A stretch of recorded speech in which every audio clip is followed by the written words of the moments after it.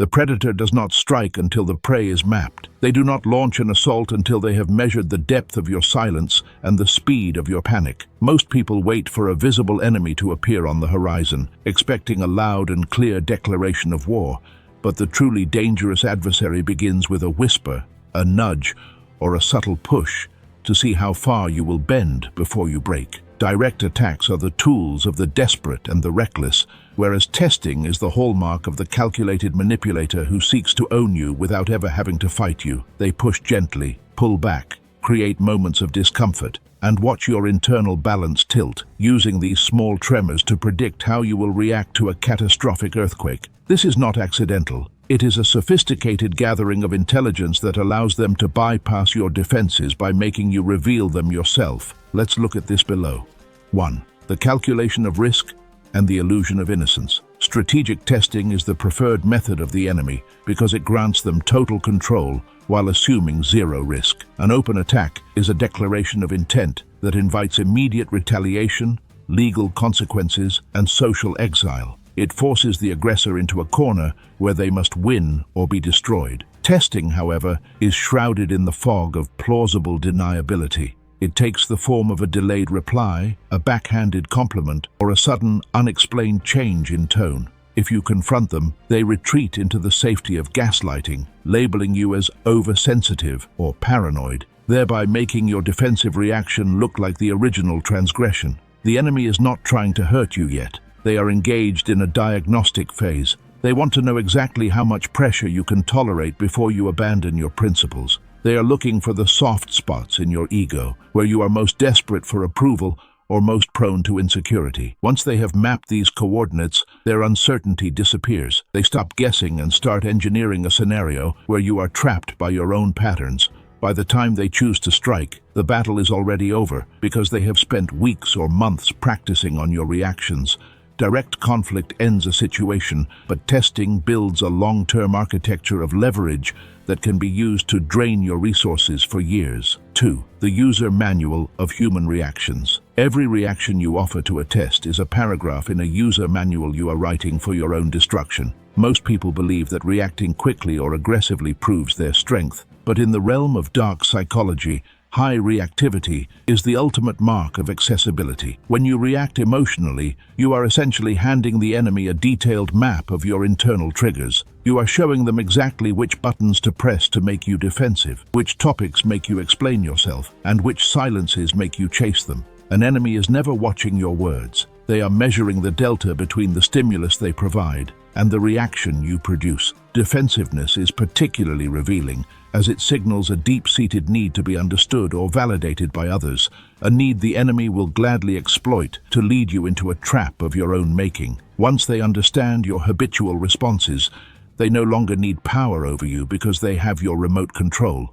You hand over your autonomy every time you let their tests dictate your mood. The enemy's goal is to replace conflict with quiet, invisible management. By the time you realize you are being controlled, you have already provided them with the data necessary to keep you in that state indefinitely. 3. The strategic erosion of the virtuous. It is a cold reality of psychological warfare that the most patient, consistent, and decent individuals are the primary targets of testing. This occurs because the good person operates on a principle of fairness and social harmony. They hesitate to escalate, they give the benefit of the doubt, and they fear appearing unreasonable. The enemy views this decency not as a virtue to be respected, but as a strategic opening to be exploited. They apply pressure with surgical precision, keeping the level of disrespect just below the threshold that would justify a formal outcry. This is the boiling frog strategy. The first test is a minor encroachment that you forgive out of politeness.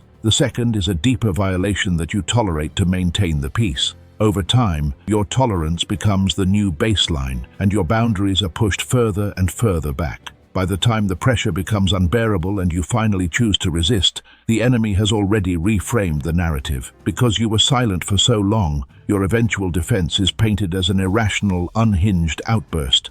You find yourself trapped in a cage of your own patience, where the enemy has successfully turned your kindness into a weapon against you, making you the villain of a story they authored through months of small, calculated provocations. 4. The power of silence and the timing of the strike. Silence is not a void. It is a fortress that denies the enemy the data they crave. All testing requires feedback. It is a diagnostic exchange that fails if the target remains unreadable. When a provocative comment or a power play is met with a calm, unblinking gaze or an intentional delay, the rhythm of the manipulator is shattered. They depend on tempo and urgency to force you into a state where you act before you think. By introducing a strategic pause, you reclaim the sovereignty of your time and demonstrate that your internal world is not governed by their external actions. This delay forces the enemy into a state of anxiety. They begin to wonder if they have overplayed their hand, and in their frustration, they will often escalate.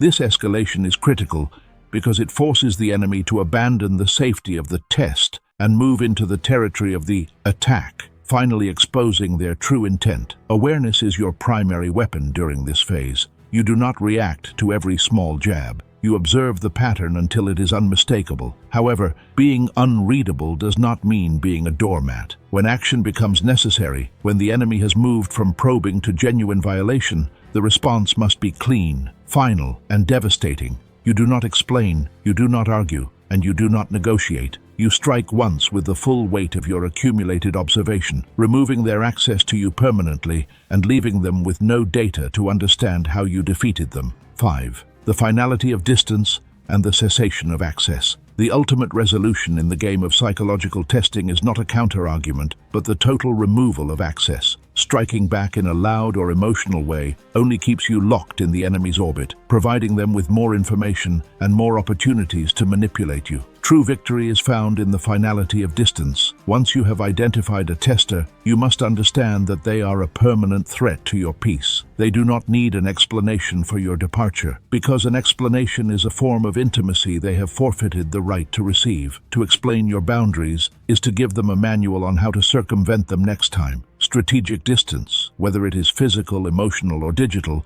must be implemented with a cold, surgical precision. It is the act of closing a door that has no handle on the outside. This silence leaves the enemy in a vacuum where their probes return no echo, and their influence has no medium through which to travel. You do not win by playing their game better. You win by leaving the table and making sure they can never find you again. After that, you return to your silence. This teaches the most important lesson of all, that testing you is a high-stakes gamble that results in the total loss of the target. Real power is not loud. It is the controlled ability to walk away from anyone who dares to measure your worth. Your job is to remain unreadable, and to know that you owe nothing to those who seek to find your limits. If you want to grow and master the depths of human behavior through dark psychology, this channel is exactly for you.